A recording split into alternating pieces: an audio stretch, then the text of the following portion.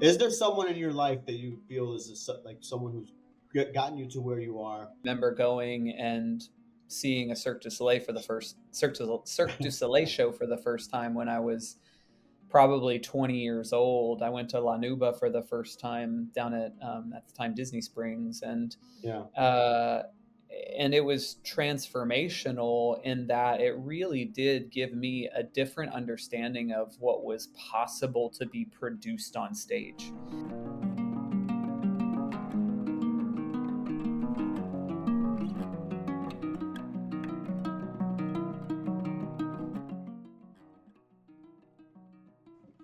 Hello, everybody, and welcome back again to the Everybody Has a Podcast.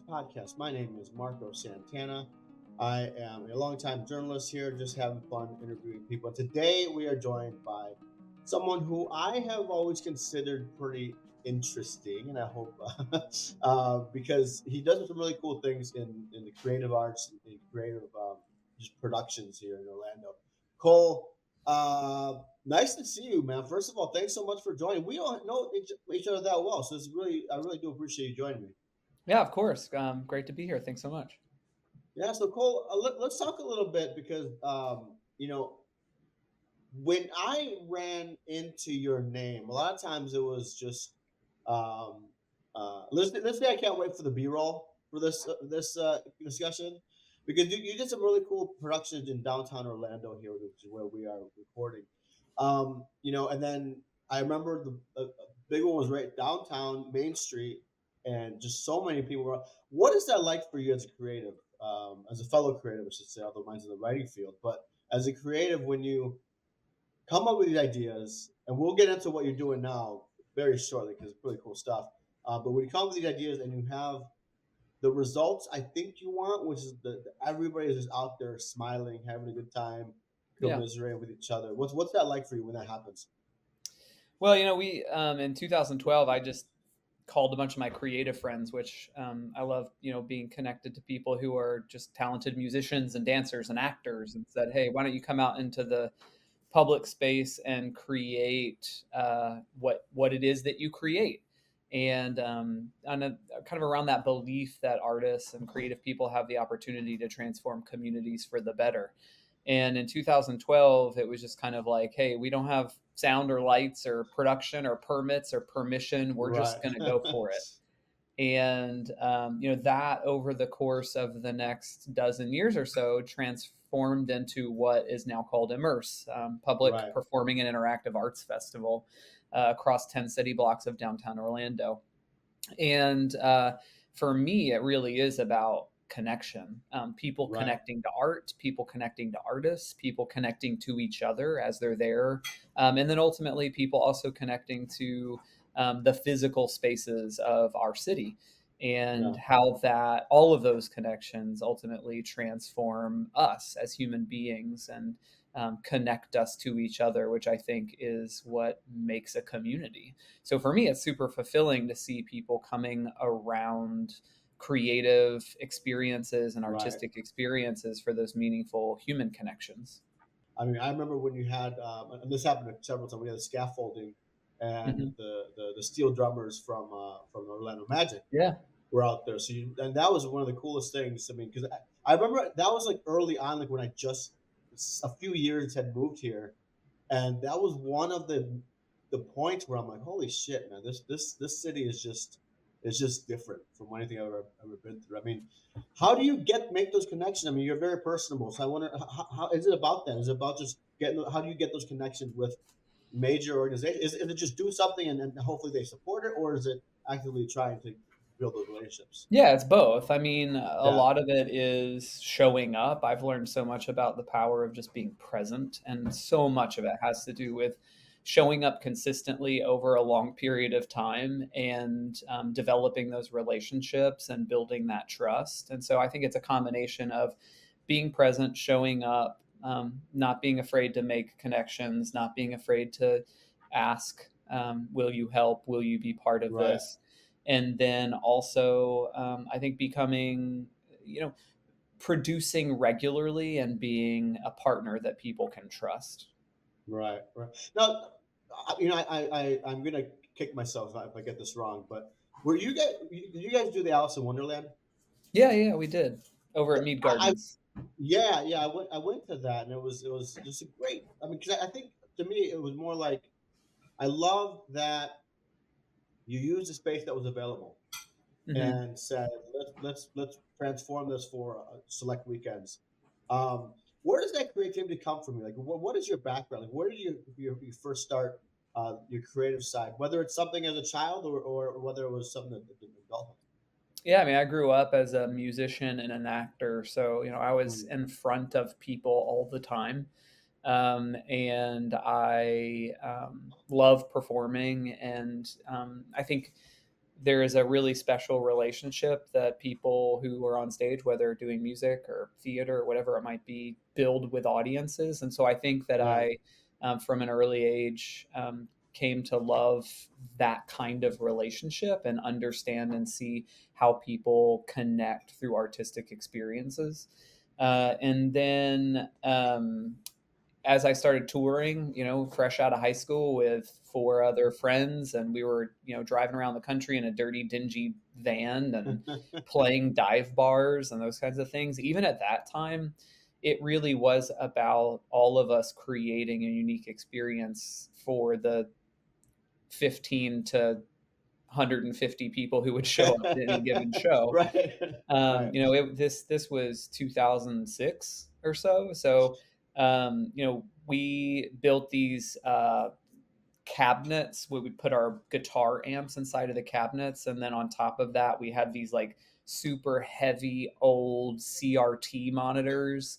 And we would get to a venue and we'd roll those in and we'd hook them all up. And then we had created original video content to a lot of our songs. And so, it was something we were rolling into these dive bars with like high end production that we could afford. These Right. CRT monitors that I went and like bought at a thrift store for 20 bucks a piece. And then on the weekends, we'd go out and create video content with our photography and video friends. And it was at the time where like DSLRs were just emerging. And Right. so we like So you were way ahead of the individuals. curve then. I mean, I've always kind of loved that idea of like, what can we do with the resources we have in order to accomplish something that's as close to the vision that we have to for Right. this thing. Yeah, that's funny because today, you say content. Everybody says they're a content producer, no matter what they're doing. You seem to have been doing that long before, it was cool, I guess. Yeah. As you see, like these other things, what would you advise others out there, right, who are kind of getting into content creation? Because I think there's just that the encouragement of creativity is something that's really, I love. I love how content has grown because of that. Hmm. They're not all going to be home runs, but the fact that you're out there creating, I think it flexes that muscle a little bit, doesn't it? Yeah, and I would say that it goes back to what I even said about when you ask the question of like, how did you get all these partners on board? And it's just like, Yeah. be present and do the work. And I think the same is true even when it comes to creating content. It's like so many people spend so much time thinking about the perfect thing they can make rather than just making something.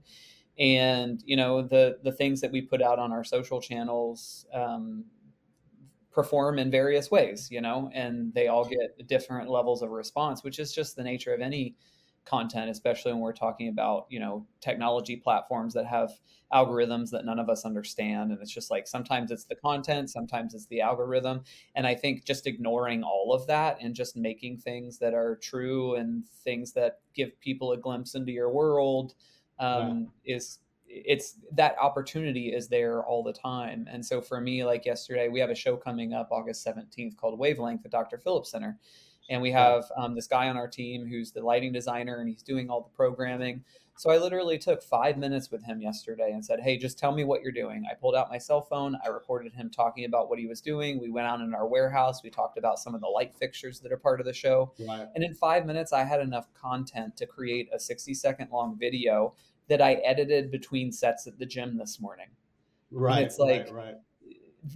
you got to find like what's happening around you that could potentially be interesting. And I know that something like that, an interview with him talking about lights, is pretty niche, but it's still going Yeah. to have, you know over 1,000 plays, and it's going to be another opportunity for those 1,000 people who see that video to be reminded that we have an event coming up on August 17th.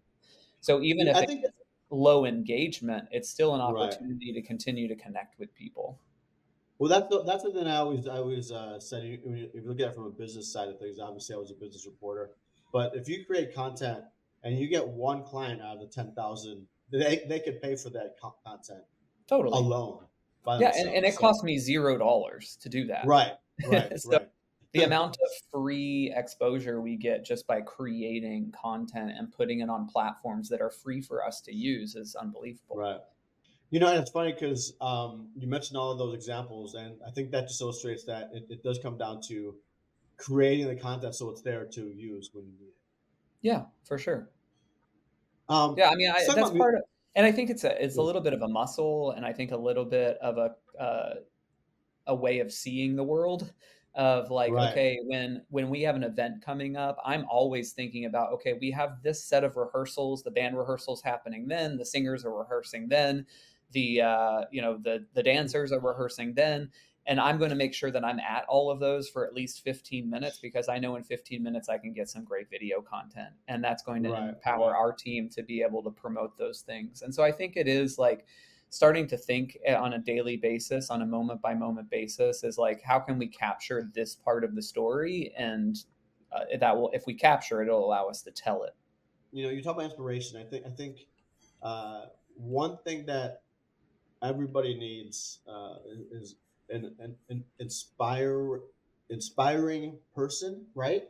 Is there someone in your life that you feel is like someone who's gotten you to where you are, and just kind of pushed you into where what you're doing now? Yeah, I'm going to give you answers that aren't like necessarily personal connections, but I mean, Sure. I remember going and seeing a Cirque du Soleil show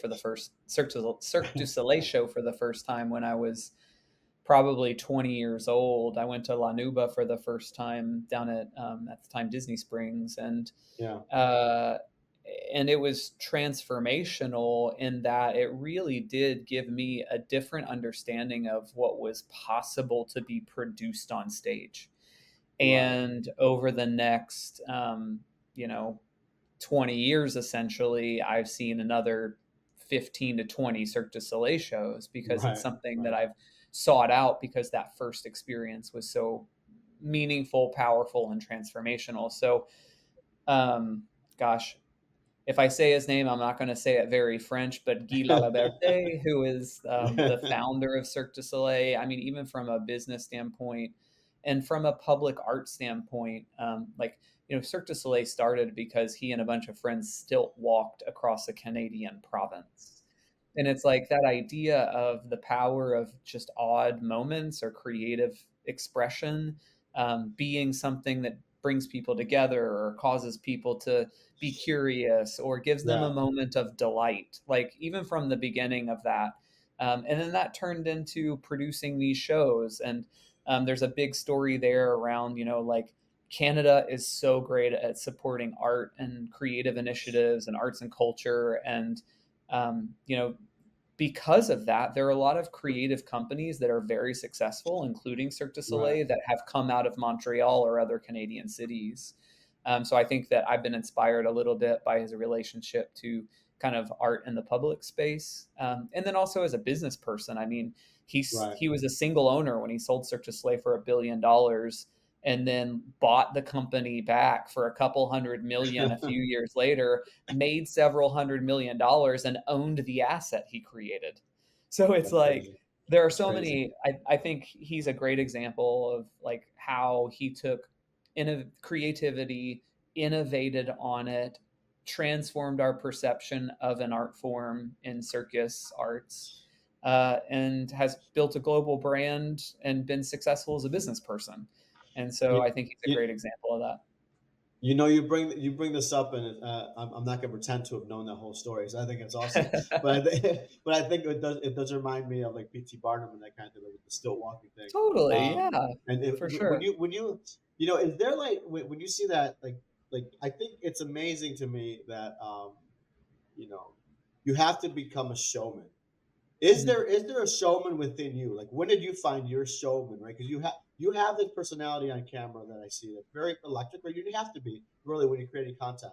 But when did you discover kind of your showman within you?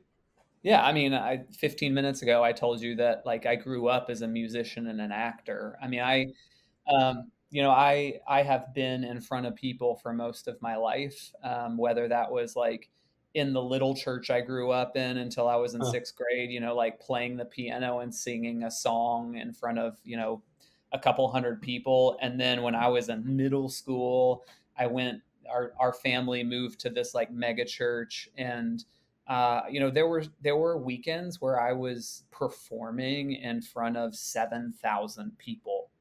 And so and then in our youth group, like, I was on stage every Wednesday night with my friends who played, like, instruments, who were, like, world-class musicians, and we were playing to 900 kids between the ages of 13 and 19. And so I mean, I in the same way Whitney Houston, like, talks about her background growing up as a singer in the church, like, for me, growing up in that environment, I was part of large theatrical productions. I mean, we did a Easter show that was a full orchestra and 300 singers and 300 actors on this set that took a crew of 50 people a month to build. right. And then same thing at Christmas. And I had a lot of really incredible experiences from a creative standpoint, growing up in those environments. Do you ever have, I mean, whatever, I know the answer is going to be yes, but I want to know how you push through the equivalent of writer's block, right? When you're trying to create, what are some of the challenges you kind of face when you are being creative, and especially when you start getting a little bit of notoriety where people are expecting these things from you a little bit? Yeah. I mean, I think for me, the big issue is not writer's block, it's fatigue. Yeah. Okay. Like, I mean, I think ideas, for me at least, and I think for a lot of creative people, ideas are easy. It's like, okay, and I got the idea, now what do I do? And it's like, Yeah. I was actually thinking earlier today, um, around the idea of content creation. The more work, the bigger productions we Mhm. do, the less I'm, like, posting on Instagram stories, because the more time I'm spending sitting in front of my computer on spreadsheets, Right. Right. and, Right. like, That sounds terrible. By the having meetings with way. having meetings with teams, No. and, like, getting the logistics together, and, working with our team to book semi trucks and talk about our warehouse, and, Right. like, Right. what Right. warehouse software are we using, and where's the warehouse team on inventorying all of that stuff, and, like, there is I think those are the things that are the most challenging for me, like, me and Ramon, my husband, like, we're the creative team, and we can build a Right. show in an afternoon. It's all of that stuff that comes after that, with working with vendors and getting all of those vendors in line with, like, what it is exactly we need, and the sourcing the reference images, and creating the documentation to make sure they're building it right, and working with structural engineers to make sure it's not going to fall over. Like, that for me is the Yeah. hard part. The part of just, like, discipline, organization, persistence. Those are the things that, like, I wake up on a Wednesday morning and I'm just like, more of that stuff. Right. Well, it's funny because it's a business side, right? We see all the fun side. We see the Yeah, fun side of the consumer sees the fun side, the front end of it. But yeah, there is that business side of making sure people are paid, making sure, yeah, like you said, like things don't fall over because that would be another headache. yeah. I think that's amazing. I love I love that you brought that up because I think that there is that. It's one of the things where I used to write about businesses, and I'm going to put this the wrong way, and it's funny because every time I say this, I say that, but it's like I wanted to write about businesses that failed Mhm. only because it illustrated how tough business is, right? So I For sure. love hearing that the challenging side, the back end of what you're doing, because it's all fun and games for us because we see the finished polished product, and yet all that work does have to come. Yeah. This is a business, bottom line. One of the things I love about the human experience, it's so it's such a variety. right? Where people have such different experiences that like I could meet somebody randomly, like you said, at a bar or downtown at a restaurant or something, and just chat them up. And next thing you know, we're talking about. I mean, hell, even talking to you today. I mean, all the experiences you're talking about. I mean, can you give me an idea from again as a storyteller? You have to be kind of collecting just stories in your head, just about when you talk. I don't know if I'm articulating this correctly, but I just love talking to people because you do illuminate the fact that there's such a different experience that we all have, and yet here we are still kind of on the same path, you know? Yeah, I think for me, one of the other influential things that I've experienced throughout my life is I've listened to hundreds of episodes of This American Life, which is Yeah, a yeah, it's kind of one of the original podcasts. yeah, It's been on NPR for decades now. They have hundreds of episodes, if not thousands. And one of the things that I think I fell in love with is that it's incredible producers who are telling stories very well, but it right, also put me in touch with a lot of stories of people who are not like me. They live in yeah, a different way, they think in a different way, they grew up in a different way, they're doing different things, they have different passions. And I think part of what's made me who I am is the breadth of um, yeah, stories and people that I've been able to encounter over the course of my life. And I would credit with something like This American Life, like directly as being a source of connecting me with literally hundreds of stories about the lives of people who are different than I am. And there's been so much value in that, bringing all kinds of people and all kinds of artists into the public space to have those shared experiences. And it really right, does come back around to like that belief that as we have those shared experiences, it actually makes us a community, and it actually makes us a better community because we see each other and we know each other, and we kind of move out of the drudgery of online interaction and into right. face-to-face realities around moments of like interest and joy. And I think that those are the things that like I love about community. Yeah, and it's funny because I think you answered the question I was just going to ask you. Is like, what does drive you? Like, what does motivate you? Because I think you have an obvious external energy, right? And what is it that drives you on a day to day basis? Yeah, I think that there are good things, and I think that there are bad things that are answer to that question. And not even bad. I mean, bad's not the right Yeah, word, but I think that there are reasons that I want to emerge to the forefront, and there are probably things that I wish I could let go. I have a deep sense of like, oh my God, what are people going to say or think about that I think sometimes motivates or drives me to do something or not do something. And so I think those are the kinds of things that I'm constantly trying to shed and release and walk away from. right. And then there are those bigger realities of just like, wanting to connect with people and wanting to facilitate meaningful connection for others. And that is definitely a big driving force for me.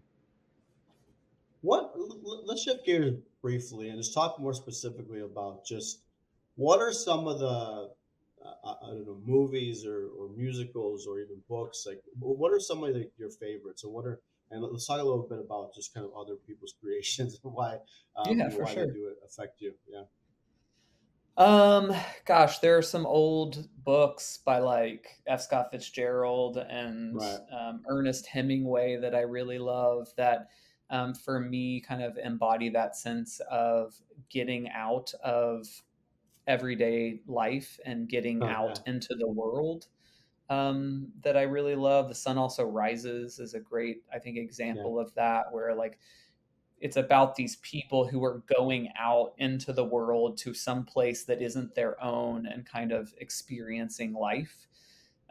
Those books I think were pretty influential for me in my early 20s, as I was just kind yeah, of like, I never got in an airplane until I was 18 years old.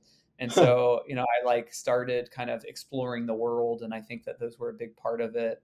I love like things that spark like introspection or the exploration of ideas. Um, Right. and so I love like interesting movies or interesting books that are about um, life, or kind of give a glimpse into why it is we do what we do, or kind of like cause us to think about our own motivations. Right. Um, Right. so I think those are the types of things that I love. Yeah. One of the things that I've probably been to, like bought a ticket to using my own money the most times, is a show in New York called Sleep No More, that will close in September of this year after about a dozen years being open. Yeah. Millions of people have gone through that show, and it's in a seven-story building. It's like a 1920s retelling of the story of Macbeth, and it's Okay. told mostly through creative movement. There's very little dialogue in the show, and there's about 30 actors that are moving up and down all seven of those floors. It's all theatrically lit.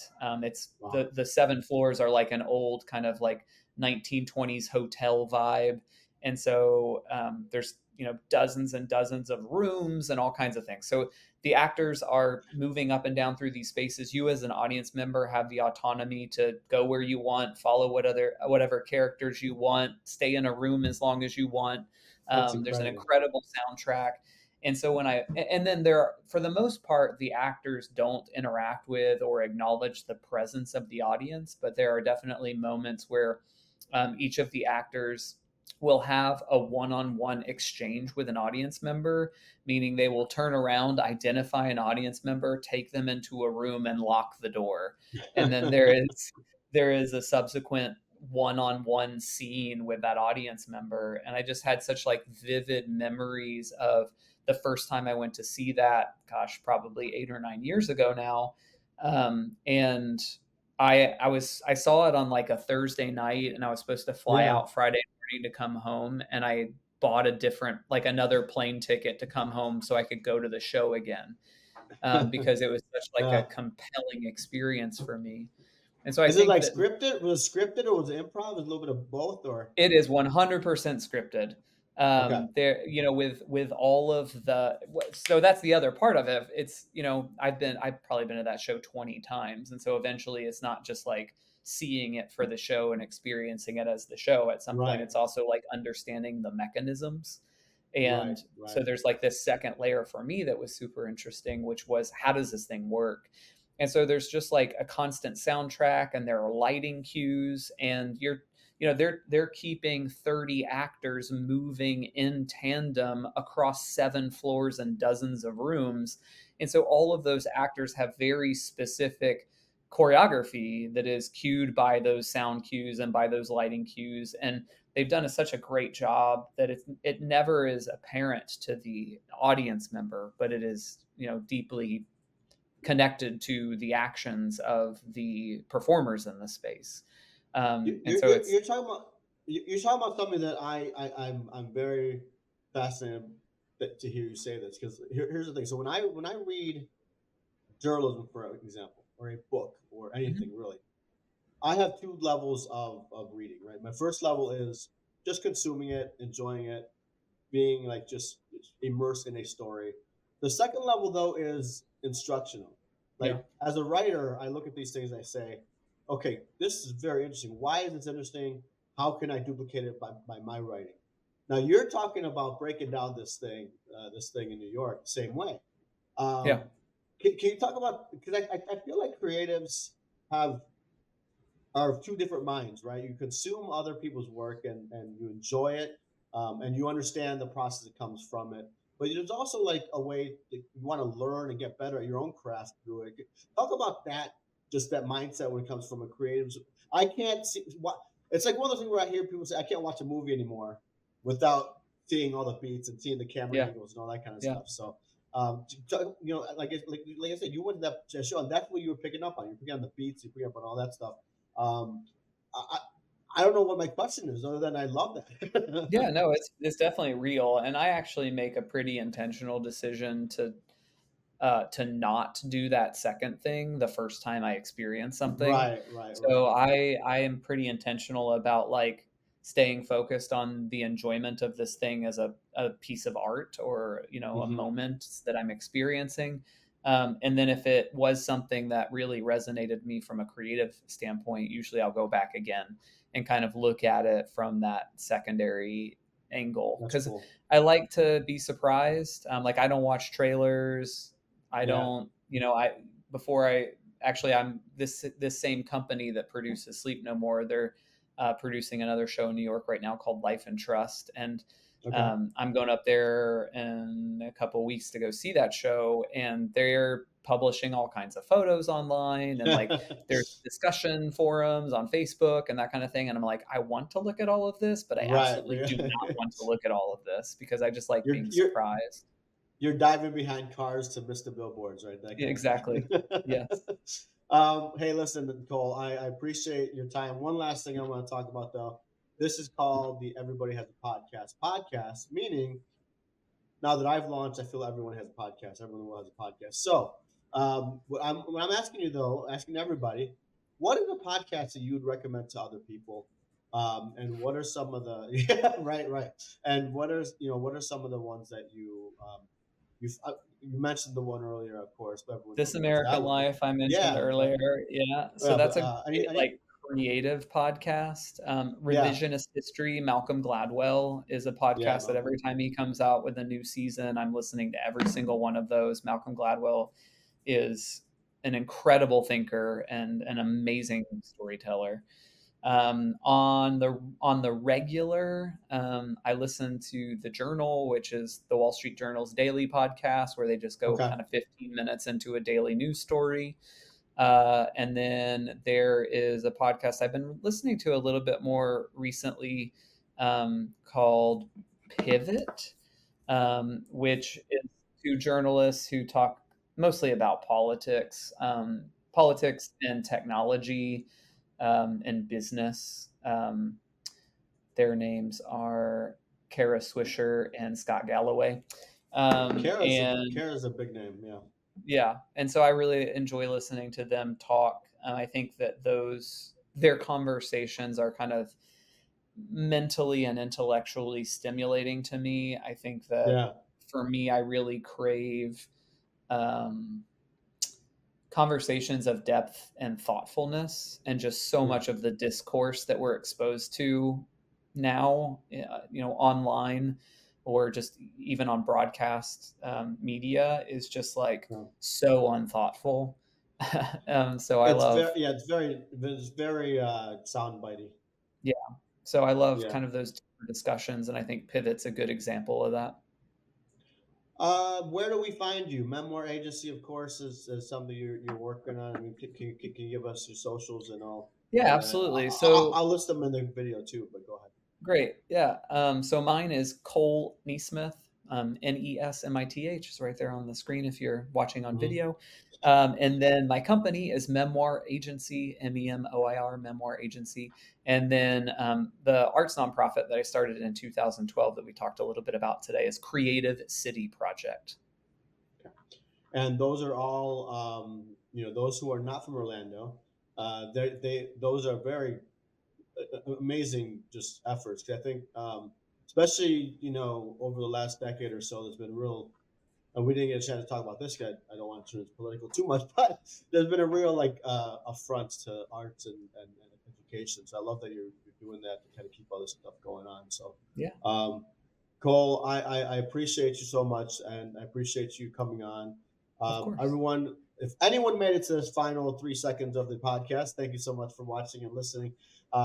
This is Everybody Has a Podcast where we chat and you listen, and hopefully we all have a few laughs. Cole, thanks so much again for being on. Thank you.